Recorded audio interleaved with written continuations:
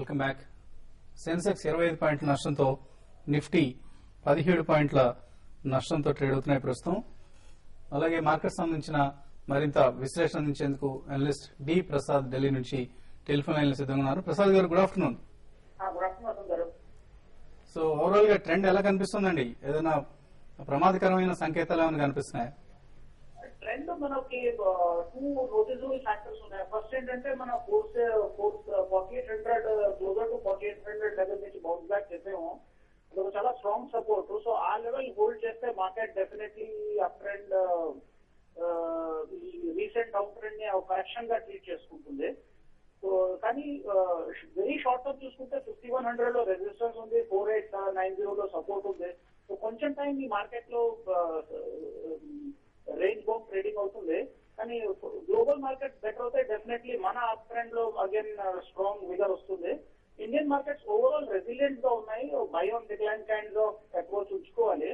కానీ అదే big exposure కొంచెం వెయిట్ చేసి చేయడం, బికాస్ మార్కెట్ కి ప్రైస్ వైజ్ కరెక్షన్ అవుతుంది కానీ టైం వైజ్ కరెక్షన్ అవ్వాలి. సో కొంచెం టైం ఇచ్చి సైడ్ లైన్స్ లో ఉండి ఐ థింక్ క్యాష్ కన్సర్వ్ చేసుకోవడం బెటర్ స్ట్రాటజీ. కానీ 4800 లెవెల్ బ్రేక్ అయితేనే బిగ్ పానిక్ వస్తుంది. ఆ level as long as hold చేస్తే మన అప్ ట్రెండ్ ఇంటాక్ట్ ఉంటుంది. సో టైం వైజ్ ఇంకా కొంత టైం ఉందంటారు కరెక్షన్ కి? టైం వైజ్ మేబీ 4-5 డేస్, ఇంకో వారం రోజులు ఇంకా ఈ లెవెల్లో హోల్డ్ ఆన్ చేయొచ్చు. గ్లోబల్ మార్కెట్ బెటర్ అవుతే డెఫినెట్లీ మనం 5100 లెవెల్ క్రాస్ అవ్వాలి. ఫ్రెష్ బైంగ్ 5100 లెవెల్ క్రాస్ అవుతే చేయడం అది బెటర్ స్ట్రాటజీ ఉంటుంది. ఓకే అండి. స్మాల్ క్యాప్, మిడ్ క్యాప్స్ లో ఎటువంటి స్ట్రాటజీని సూచిస్తారు? స్మాల్ క్యాప్, మిడ్ క్యాప్ లో ఒక లాంగ్ టర్మ్ అవుట్లుక్ తీసుకోవాలి. 6 months to 1 year అవుట్లుక్ తీసుకోవాలి. Value small cap, mid caps లోనే ఎక్కువ కనిపిస్తుంది. దాంట్లో select pocket, select pharma stocks లో, మిడ్ క్యాప్ స్టాక్స్ లో, లేకపోతే న్యూలీ లిస్టెడ్ కన్సెప్ట్ స్టాక్స్ లో. So mid cap, small cap over long term period definitely మంచి రిటర్న్ ఇస్తుంది. ఒక వాల్యూ బయింగ్ ఆపర్చునిటీస్ ఉన్నాయి. కానీ ఒక స్టాండర్డ్ ఎక్స్పోజర్ చేసుకోవాలి. అంతా ఇన్వెస్ట్మెంట్ ఒకేసారి చేసుకునే బదులు స్టేజ్ వైజ్ మార్కెట్ ని మానిటర్ చేస్తూ ఇన్వెస్ట్మెంట్ చేసుకోవాలి. కానీ వన్ థింగ్ షూర్ అంటే investment in small cap and mid caps will yield better returns. Okay అండి, థ్యాంక్ యూ ప్రసాద్ గారు.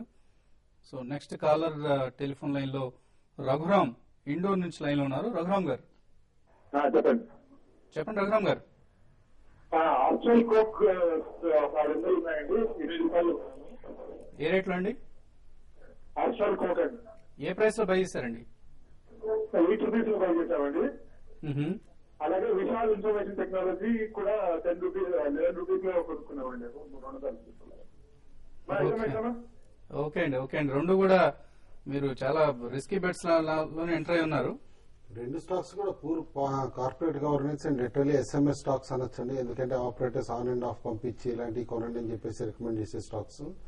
ఎందుకంటే వీళ్ళు ఇచ్చే నెంబర్స్ కూడా మనం నమ్మలేమన్నమాట. And already SEBI investigation Austral coke పైన ఒకసారి అయింది కూడా, అండ్ సెకండ్ టైం కూడా వచ్చే స్కోప్ ఉందని అంటున్నారు.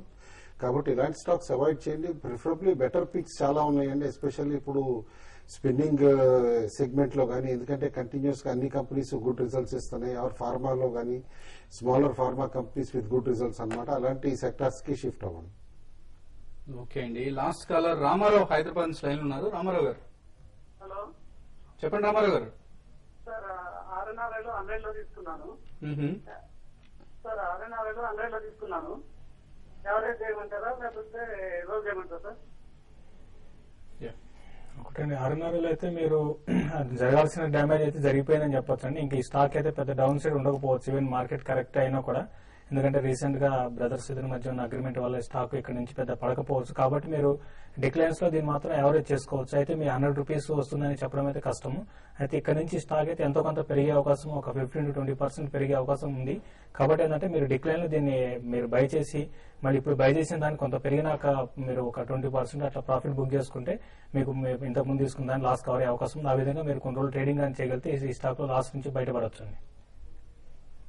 ఓకే అండి. అధికారి శ్రీనివాస్ బాబు రాజమండ్రి నుంచి మెయిల్ పంపించారు.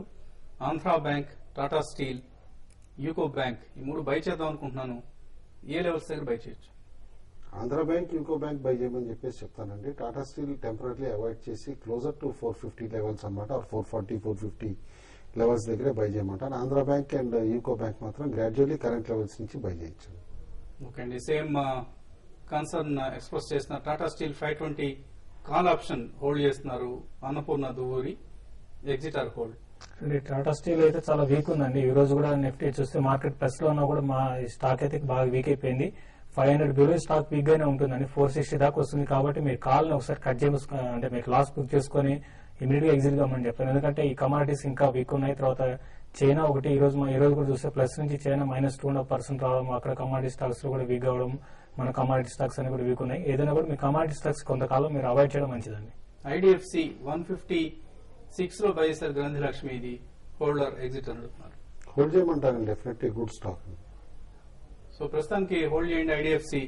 ఫణి బాబు అడుగుతున్నారు గ్వాలియర్ కెమికల్స్, ఈ కంపెనీ గురించి తెలుసుకుందాం అనుకుంటున్నారు. ఎటువంటి సమాచారం మీద? బేసికలీ కంపెనీలో వాళ్ళ రియల్ ప్రొడక్టివ్ అసెట్స్ అన్ని అమ్మేశారండి. అమ్మేసిన తర్వాత ఇప్పుడు జీసీ వెంచర్స్ అని చెప్పేసి కంపెనీ నేమ్ కూడా చేంజ్ అయిపోయింది. బట్ బిగ్ టికెట్ డివిడెండ్ ఇస్తారా లేదా షేర్ హోల్డర్స్ అనేది మనకు తెలియదు. అండ్ వచ్చిన ఫండ్స్ ని ఎట్లా యూటిలైజ్ చేస్తారనేది కూడా తెలియదు. ప్రిఫరబ్లీ అవాయిడ్ చేయండి. స్టాక్ ని కరెంట్ లెవెల్స్ లో ప్రాఫిట్ బుక్ చేసుకుని గోదావరి పవర్ గానీ వేరే స్టాక్ షిఫ్ట్ అవ్వండి. ఓకే అండి. సో ఈ కంపెనీ పేరు జీసీ వెంచర్ గా మారిందన్నది గుర్తించండి, గ్వాలియర్ కెమికల్స్ పేరు. అలాగే సతీష్ కుమార్ అడుగుతున్నారు 4-5 డేస్ కోసం స్టాక్ ఏదైనా చెప్తారని అడుగుతున్నారు. అలాగే పెర్మల్ హెల్త్ అయిన 520 లో బై చేశారు, హోల్డర్ సెల్ అని అడుగుతున్నారు. అసోఫ్లో స్టాక్ లో మాత్రం రేంజ్ బౌండ్ యాక్టివిటీనే కనిపిస్తుందండి. ఎందుకంటే intrinsic value recent abort sale తర్వాత అనమాట చూస్తే 522 క్యాష్ వాల్యూ చొప్పున మనం తీసుకోవచ్చు స్టాక్ ని. కాబట్టి ఎనీవేర్ 522 కి డీప్ డిస్కౌంట్ వస్తే లైక్ 480 కానీ 460 వస్తే స్టాక్ బై చేయాలి. అండ్ 522 కంటే పైకి వెళ్ళి 540, 550 వస్తే కనుక సెల్ చేయొచ్చు అనమాట. ఎఫ్ఎండో స్టాక్ కాబట్టి ఈ బ్రాడ్ ట్రేడింగ్ రేంజ్ లో తిరగచ్చు అని చెప్పేసి అనుకుంటున్నాను. ఓకే అండి. Last mile Durgarani Tummala 2 best small cap stocks suggest చేయమంటారు. అలాగే సుజలాన్ ఎనర్జీ పరిస్థితి ఏంటి? సుజలాన్ ఎనర్జీ అయితే ఈ రోజు చూసాం, ఎప్పుడైతే రిజల్ట్ తర్వాత బాగా వీక్ గా వచ్చి అప్పటి నుంచి స్టాక్ న్యూ లో కూడా వచ్చింది. ఈ రోజు కూడా నిఫ్టీలో టాప్ లూజర్ అండి. అయితే ఇప్పుడు ఈ స్టాక్ అయితే 58 అనేది సపోర్ట్ అనుకున్నాం. ఆ 58 కూడా కట్ అయిపోయింది. స్టాక్ అరౌండ్ 48-45 మధ్య స్టాక్ వచ్చే అవకాశం ఉంది. కాబట్టి మీరు అక్కడ అంటే ఫ్రెష్ గా బై చేసుకుని ఇప్పుడు ఆల్రెడీ ఉన్న పొజిషన్ మాత్రం హోల్డ్ చేయమని చెప్తాను. ఓకే అండి. ఫైనల్ గా ఎటువంటి ట్రేడింగ్ ఐడియాని ఇవ్వలేస్తున్నారు క్లోజింగ్? ఓకే అండి, మనం చూస్తే నిఫ్టీ కూడా మార్నింగ్ 5070 పైన ఇమీడియట్ గా రెసిస్టెన్స్ వచ్చి అక్కడి నుంచి డిక్లైన్ అవటం చూసాం అనమాట. కాబట్టి వాళ్ళ బ్రాడ్ ట్రేడింగ్ రేంజ్ చూస్తే కనుక 5020 టు 5070 ఉంది. అయితే యూరోపియన్ మార్కెట్ స్టేబుల్ గా ఉన్నాయి. ఇవాళ యూఎస్ మార్కెట్స్ కి హాలిడే కాబట్టి పెద్ద క్యూస్ అక్కడి నుంచి రావు. రేపు మార్నింగ్ ఎట్లా ఉంటుంది మార్కెట్స్ అనేది పర్స్పెక్టివ్ లోనే మనం బై చేయాలన్నమాట. అయితే ఇవాళ జీడీపీ నెంబర్స్ ఆల్రెడీ వచ్చేసినాయి కాబట్టి ఒక ఈవెంట్ అయిపోయింది. కాబట్టి next event is monsoon or whatever is going to happen in Europe అనమాట. కాబట్టి నేను అనుకోవటం 5040 పైన క్యాష్ నిఫ్టీ క్లోజ్ అవుతూ ఉంటే మాత్రం కంగారు పడద్దని చెప్తాను, పొజిషన్స్ క్యారీ చేయమని చెప్పేసి చెప్తాను.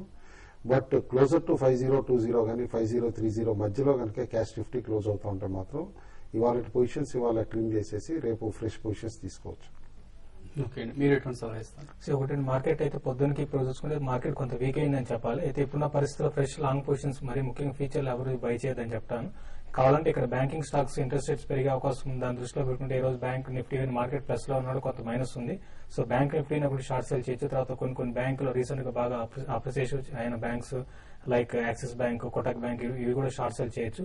దీంతో పాటు టాటా మోటార్స్ ఒకటి రీసెంట్ గా లో నుంచి బాగా బౌన్స్ బ్యాక్ అయింది. అది కూడా ఇక్కడ షార్ట్ సేల్ చేసి 758 అక్కడ స్టాప్ లాస్ పెట్టుకోమంటాను. ఇప్పుడు ఈ రోజు కూడా చూస్తే ఈ రోజు లోకి టచ్ అయిపోయింది ఇప్పుడే. సో టాటా మోటార్స్ ఒకటి, యాక్సిస్ బ్యాంక్ ఒకటి, బ్యాంక్ నిఫ్టీ 3 కూడా షార్ట్ సేల్ చేయమంటాను. ఓకే అండి. సో ఇది ఇవాల్టి బిజినెస్ లంచ్ కార్యక్రమం. సెన్సెక్స్ 41 పాయింట్ల నష్టంతో, నిఫ్టీ 22 పాయింట్ల నష్టంతో ట్రేడ్ అవుతున్నాయి. మార్కెట్లో కొద్దిగా సెల్లింగ్ కనిపిస్తోంది. సో ట్రేడర్స్ కాన్షియస్ గా ట్రేడ్ చేయాల్సిన సమయం ఇది. రేపు మార్నింగ్ బిజినెస్ బ్రేక్ఫాస్ట్ షోలో కలుద్దాం.